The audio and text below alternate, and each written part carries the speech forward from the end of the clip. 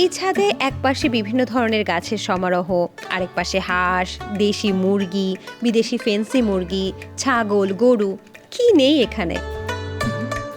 প্রতিদিন গরুর যে পরিমাণ দুধ দোহন হয় সেগুলো নিজেদের পরিবারের পুষ্টি চাহিদার পাশাপাশি আশেপাশের মানুষের কিংবা আত্মীয় স্বজনদের দুধের চাহিদা মেটাতেও সক্ষম। প্রতিদিন এখান থেকে যে পরিমাণ সবজি ফলমূল সংগ্রহ করা যায় সেগুলো দিয়ে পরিবারের পুষ্টি চাহিদা অনায়াসে মেটানো সম্ভব। মাশাআল্লাহ, এটা কোথায় নিয়ে আসলেন ভাইয়া?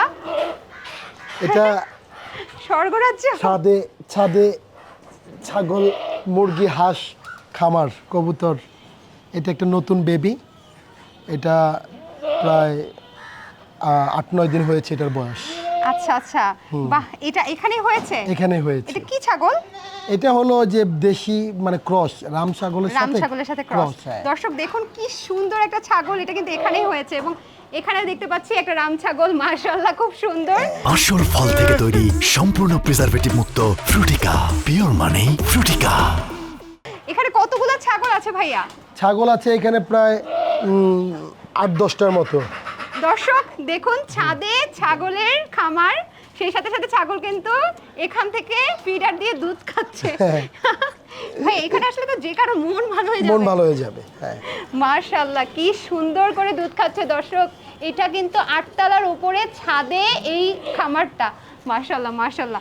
মুরগি টুরগি ছাগল একসাথে করতেছেন যে কোনো সমস্যা হয় না? না, এটাই মানে সুন্দর একটা জিনিস। এখানে মুরগি, ছাগল, হ্যাঁ, এবং এখানে যে হাঁসও আছে, হাঁসটা আলাদা পোরশন। আর ওই পাশটায় দেখতে পাচ্ছি কিছু ফেন্সি মুরগি আছে ভাইয়া। আচ্ছা, এগুলো সম্পর্কে কিছু বলেন না? আচ্ছা, এটা হলো আমার এখানে ফেন্সি মুরগি ছিল না, শুধু দেশি মুরগি ছিল।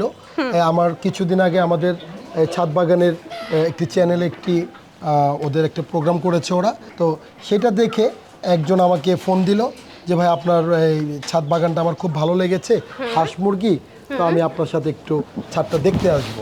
তো আমি তাকে আসতে আমন্ত্রণ করলাম, কিন্তু সে আসার সময় সে আমার এখানে এই মুরগিগুলো আমার জন্য গিফট নিয়ে আসছে। গিফট দিয়েছে না? হ্যাঁ, ওনার এতই ভালো লেগেছে যে উনি আমাকে এটা দিয়ে গেছে। দর্শক দেখুন, ছাদ বাগানে, ছাদের খামারে তৈরি কিন্তু এই ছাগলটা এখানকারই, এবং এটার ওজনটা বেশ মাশাআল্লাহ আসছে। কি খাওয়ান আপনি?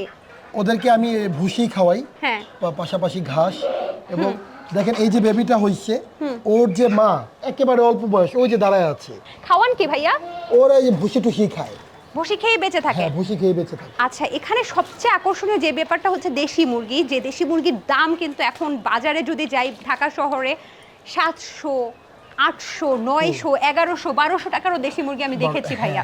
তো এই যে দেশি মুরগি, এটা আপনি এখানে পালন করতেছেন, কতগুলো মুরগি আছে এখন? 150-র মতো। আচ্ছা, এবং এখানে আমি কিন্তু একটা জিনিস মিস করে গেছি, উপর দিয়ে কবুতর উড়াউড়ি করছে, এগুলো কি আপনার নাকি? হ্যাঁ, কবুতরও আছে আমার। কবুতর আমি ছোট থেকে এটা পছন্দ করি, একেবারে ছোটবেলা থেকেই। তো তার একটি নমুনা বা নিশানা আমি রেখে দিই, আমি কখন কবুতরটা বন্ধ করি না। কি দারুণ উপলব্ধি। আমি জানি এই পুরো ছাদটা যদি আমরা ঘুরতে থাকি কথা বলে শেষ হবে না ভাইয়া, তাই এখানে একটু কথা থামিয়ে আমি ওই পাশটায় যেতে চাই। ওই পাশে দেখতে পাচ্ছি ফুল ফল আরো নানান কিছু সামগ্রী। চলুন ওই পাশটায়। চলুন।